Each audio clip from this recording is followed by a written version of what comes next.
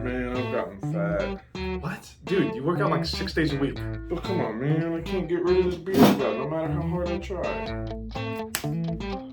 It's your posture, man. You're heavily anteriorly tilted. Well, how am I supposed to fix that?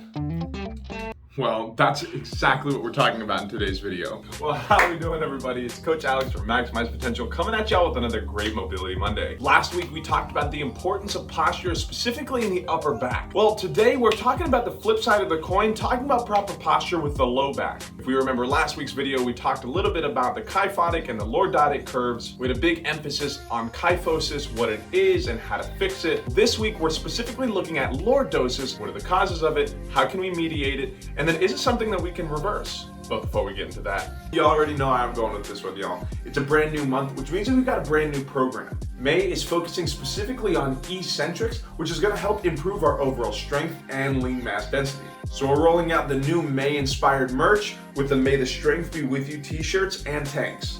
The material just feels great, it fits well around the arms, and it tapers around the waist. Not to mention features this really cool Star Wars inspired logo. So make sure you head over to the shop and grab some while you still can. These are gonna be a limited run only for the month of May. And while you're at it, go ahead and check out some of the stuff that we dropped for our new spring apparel. I'm gonna go ahead and leave a link to everything down in the comments below. Today we're talking specifically about lordosis, which can cause lower back issues, as well as really throw our posture out of whack. Today, I'm giving you 3 tips on how to improve on your low back posture. So let's go ahead and jump right into it.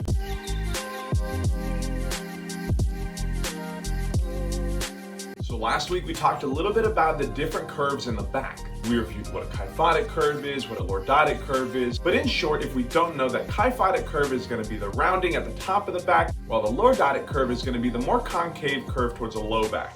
We talked a lot about how too much of a kyphotic curve can really affect our upper back and neck. Well, today we're talking about the flip side of the coin and seeing what happens whenever we have too much of a lordotic curve. To understand this, we have to know the different phases of the pelvis. Now, the first one that I like talking about is going to be an anterior tilt. Now, this usually happens whenever that lordotic curve turns into something called lordosis. This can be indicative of tightened hip flexors as well as tightened erectors in the back. This is obviously not that ideal of a position because it places a lot of strain on the low back, not only on the musculature, but the vertebrae themselves. The next phase of the pelvis that we're going to look at is going to be a posterior tilt. Now, a posterior tilt is a lot less common. A posterior tilt in the back can cause some kyphosis in the top of the back. This is a little bit more uncommon, but it's going to be more indicative of having a strong core and strong glutes, but being hypermobile in the hips and the lumbar. If we have something like this, I would highly recommend strengthening the low back as well as the hip flexors. And finally, we have a neutral tilt. Now, if you can't tell by the name, this is going to be somewhere right in the middle. Now, this is going to be the most ideal position for our pelvis, specifically when we're doing heavier lifts. It's going to be an ideal position for squats, deadlifts, and any heavy backloaded exercise. I also really like this position when it comes to the overhead positions such as military press. Joseph Pilates famously said, "You're only as old as your spine. Older people only seem old because their spines are often stiff." Now, as I mentioned with this lordosis, this can usually be caused by catty corner weakness in the glutes and the core, as well as an immobility in the hip flexors and the low back. So we're going to get into a little bit of mobility today, again, following that same 3-step process we always have. We're going to start with a roll, a stretch, and then we're going to strengthen. So in the words of White Goodman, let's turn that Frankenstein into a Frankenstein. All right, so as I mentioned, we're looking at specific catty corner tightness in the low back as well as the hip flexor. So we're gonna start with a roll into that low back. As I mentioned, we're gonna start with a roll, we're gonna get into a stretch, and then a strengthen. So the first thing that we're gonna look at is gonna be the low back, specifically the Quadratus Lumborum or the QL. Now, the QL is gonna be a small square of muscle on the low back. Anytime we do any type of myofascia, we always want to remember we want to stay off of any bone. If we follow that rule, this is pretty easy to find. So we're going to be just offset to the spine. So if you can find your spine smack dab in the middle, we are going to be just offset to that. Now, we're going to find your ribs. We're going to be just below that. Then you're going to find that hip crest, and we're going to be just above that. Now, remember, we are just offset to the spine. It's pretty often that I see people take that ball and go way out to the side over here. I really want to be close to the spine, at least as close as we can be without being directly on top of it. So once we find that little square of muscle here, it's pretty pinpoint. We're going to place that ball on it, and we're going to lay straight back with both knees bent. Now, staying in this position here, try to finagle around, find a position that's going to be somewhat comfortable for you, making sure that we're not on any bone. Now, I'm not going to lie, this isn't going to be very comfortable. You are not going to be on any organs, you're not going to be hitting any kidneys, anything like that, though it may feel like it. Once we find a position that we're comfortable with, you're going to take a good inhale, And on that exhale, you're gonna go ahead and raise that same side knee. Now, as we raise this knee, we're gonna flatten out that low back and really put a little bit of extra pressure into that ball. Because this is a little bit of a smaller area, I don't like being on here any more than about a minute or so, maybe 90 seconds at the most. Like I said, we are not really rolling around all too much, it's more pinpoint. So what I like to do is take the knee and treat it like a joystick. Anywhere that this knee goes, the pressure is usually gonna follow. So if I pull it outside of my body, I'm gonna get a lot more pressure towards that ball pushing inwards, as well as if I pull it towards my chest. So a little bit more pressure towards the chest, a little bit more pressure out to the side. If I want to take a little bit pressure off of it, I can either go a little bit lower or I can pull towards the inside of my body.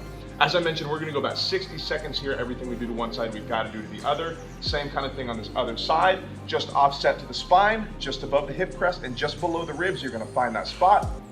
Once we find something and make sure that we're not on any bone, you're going to take that good inhale and exhale.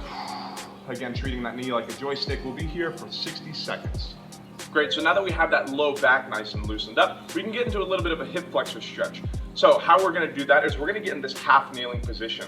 To make sure that we are in the proper position, the way that I look at it is if we were looking from the side, you should have that front knee directly over top of that ankle and this back knee over here directly beneath this hip.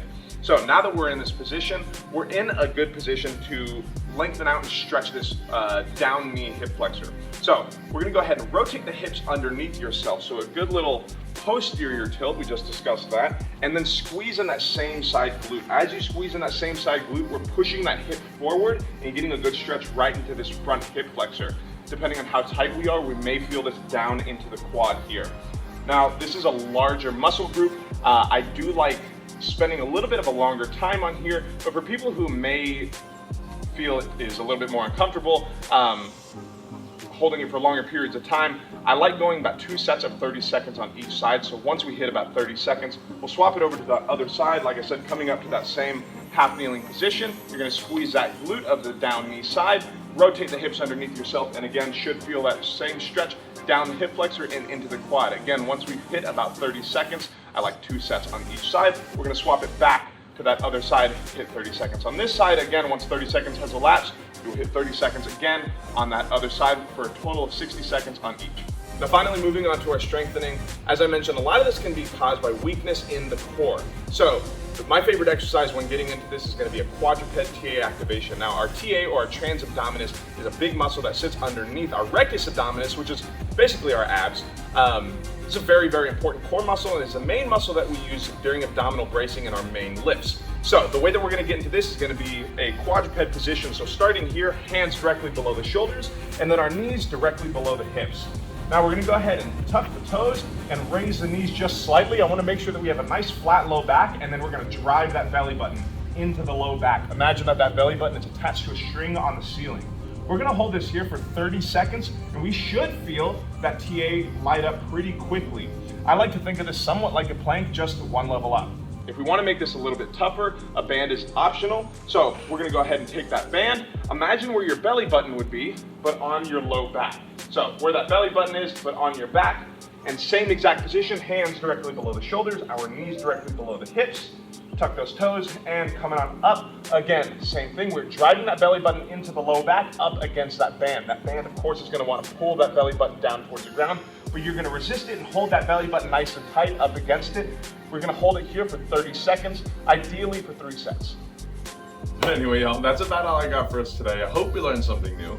You notice that you have a little bit of lordosis or you have some low back pain, go ahead and try out some of these exercises and see how we feel. As I mentioned earlier, we've got those new May the Strength Be With You shirts in the shop right now. Remember, these are a limited run only here for the month of May, so make sure to grab some stuff while you still can. I'm gonna go ahead and leave a link down in the comments below. Remember, y'all, this is always a conversation, so don't forget to leave a like, comment down below, share this everywhere you can. It really helps us out. Leave a comment down below about anything that you learned, any questions that you may have, or suggestions for future content that you want to see. But other than that, I'm Coach Alex. Y'all be good, drink some water, and we'll see y'all in the next one.